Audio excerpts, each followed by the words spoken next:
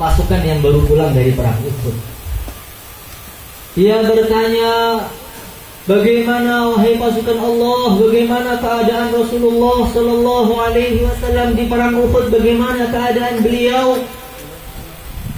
Maka orang-orang mengatakan, wahai wanita, ayah kamu telah syahid dalam pertempuran Uhud ini. Maka dia mengatakan, diulang lagi pertanyaannya, bagaimana keadaan Rasulullah Sallallahu Alaihi Wasallam? Orang-orang menjawab, tuan wanita, ternyata anak kamu juga gugur dalam pertempuran ini. Dia ulangi lagi pertanyaannya, bagaimana keadaan Rasulullah Sallallahu Alaihi Wasallam? Oh tuan wanita, ternyata saudara kamu juga mati dalam pertempuran ini. Maka dia ini langsung geram. Wahai pasukan Allah, bukan itu yang saya tanya. Saya ini pengen tanya bagaimana keadaan Rasulullah Sallallahu Alaihi Wasallam. Bukan tanya ayah saya, bukan tanya saudara saya, bukan tanya suami saya, bukan tanya anak saya. Maka orang-orang mengatakan Rasulullah Sallallahu Alaihi Wasallam dalam keadaan sehat, dalam keadaan baik-baik saja. Maka dia langsung berteriak, kullu musibatin ba'daka ya Rasulullah lahainah. Kalaupun suami saya gugur dalam pertempuran, ayah saya wafat dalam pertempuran, anak saya syahid dalam pertempuran, kalau Nabi Muhammad Sallallahu Alaihi Wasallam dalam keadaan sehat, dalam keadaan baik, itu sudah cukup menghibur hati saya. Hadirin yang dimuliakan oleh Allah Subhanahu wa Ta'ala, bukan hanya mencintai Nabi melebihi dirinya, tapi mencintai Nabi melebihi ayahnya, saudaranya, anaknya sekaligus. Bahkan mereka lebih mencintai Nabi dibanding segala-galanya. Itu ada sahabat yang namanya Sayyidina Thawban. Dia ini datang ke majelis Nabi dalam keadaan wajahnya itu pucat, kayak gak makan. Matanya ini cekung masuk ke dalam, terus campur agak kekuning-kuningan. Tampak lemah, tampak capek, tampak letih, tampak sakit. Maka Rasulullah Sallallahu Alaihi Wasallam bertanya kepada Sayyidina Thawban ini, abika maradun am asabaka waja'un ya Thawban, ya Thawban? Wahai Thawban, kamu tuh kenapa? Kamu kurang sehat ya atau sedang sakit? Kenapa wajah kamu tampak pucat? Kurang sehat ya? Apa sakit?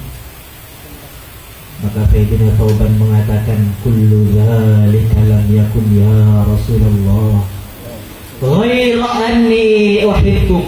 Saya tidak sakit, saya bukan kurang sehat, tapi yang membuat tubuh saya kurus, badan saya pucat seperti ini, mata saya cekung seperti ini, hanya karena cintaku kepada engkau ya Rasulullah Sallallahu Alaihi Wasallam. Saya ini di rumah berbincang-bincang dengan anak dan istriku, berbicara dengan mereka, bermain-main dengan mereka. Tetapi yang terbayang-bayang ini wajahmu terus ya Rasulullah.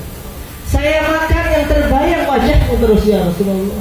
Saya keluar yang terbayang wajahmu. Saya dalam kemanapun yang terbayang di hantu ini. Tampak wajah engkau terus ya Rasulullah Sallallahu Alaihi Wasallam. Dan tidak akan pernah sembuh. Penawarnya itu hanya satu. Saya tinggalkan rumah, saya datang ke sini, saya tatap wajah engkau. Maka dia mengatakan, ya Rasulullah Sallallahu Alaihi Wasallam, ada satu perkara yang saya ini mengganjil dalam hatiku. Satu perkara ini yang membuat saya ini kepikiran, gak bisa tidur, makan gak enak. Apa wahai Thawban? Apa perkara itu? Engkau ini ya Rasulullah Sallallahu Alaihi Wasallam adalah pimpinan para nabi, pimpinan para rasul. Tentu engkau nanti akan tinggal fi a'lal firdaus, di surga yang paling tinggi, yang tertinggi, paling tinggi puncaknya surga, yang tidak ada satupun orang bisa ke sana. dan saya ini orang yang banyak dosa, tentu saya akan tinggal di surga yang paling bawah, rutbatin duna rutbatin duna rutbatin duna rutbatin, surga yang paling bawah sendiri. Ya Rasulullah sallallahu alaihi wasallam, apa arti surga? Apa arti istana dari emas, istana dari intan? Apa arti sungai dari susu, sungai dari madu? Kalau di surga tidak bisa menatap wajahmu kau ya Rasulullah. Surga ini tidak ada faedahnya apa-apa kalau di surga tidak bisa berjumpa dengan engkau. Fahtazzas sama, maka langit untuk bergetar karena cintanya Sayyidina Thawban tadi. Maka malaikat Jibril langsung turun dari langit membawa satu ayat yang betul-betul menghibur. Wa may yuti'illaha war rasul fa ulaika ma'al ladzina an'ama Allahu 'alaihim minan nabiyyin was-siddiqin wasyuhada'i was-salihin. Barang siapa yang benar-benar taat kepada Allah dan Rasulnya, cinta kepada Allah dan Rasulnya, maka dia kelak akan dikumpulkan bersama para nabi di surga. Maka Sayyidina Anas beliau mengatakan dalam riwayat Bukhari, tidak ada perkara yang lebih saya senangi melebihi sabda Nabi, innaka ma'amman ahbabta, engkau akan dikumpulkan bersama orang yang kau cintai wahai Anas. Hadirin yang dimuliakan oleh Allah Subhanahu wa taala. Setelah Rasulullah sallallahu alaihi wasallam melewati langit pertama, beliau masuk ke langit kedua. Di langit kedua beliau ini melihat yang lebih aneh lagi. Di sana ini ada malaikat-malaikat yang separuh tubuhnya terbuat dari es, separuh tubuhnya ini es, dan separuh yang lain adalah api. Yang mana es tadi tidak memadamkan api dan api tidak melelehkan es. Apa yang mereka katakan setiap hari? Malaikat-malaikat yang begitu banyak, yang bentuknya ini benar-benar aneh ini, es dan api bersatu. Mereka berdoa, dalam mawahid diceritakan, mereka berdoa, ya man allafa baina thalji wan nar, alif baina qulubi ibadikal mu'minin. Ya Allah, ya Allah, wahai Zat yang mampu menyatukan, mampu merukunkan, mampu mengumpulkan antara es dan api dalam satu tempat, satukanlah, rukunkanlah hatinya orang-orang iman ya Allah. Maka para ulama mengatakan, jadi menjadi orang iman harus tidak boleh putus asa. Allah Subhanahu wa taala itu mampu mengumpulkan hati antara es dan api. Pasti dan pasti Allah Subhanahu wa taala itu mampu mengumpulkan hati orang-orang iman yang sedang pecah belah sekarang. Nah, kita doa dalam majlis kita yang mulia ini, kita doa minta pada Allah, alif baina qulubil mu'minin ya Allah, kumpulkan hati orang iman ya Allah, kumpulkan hati orang iman ya Allah. Baru doa saja sudah ditulis berbuat baik kepada seluruh orang iman.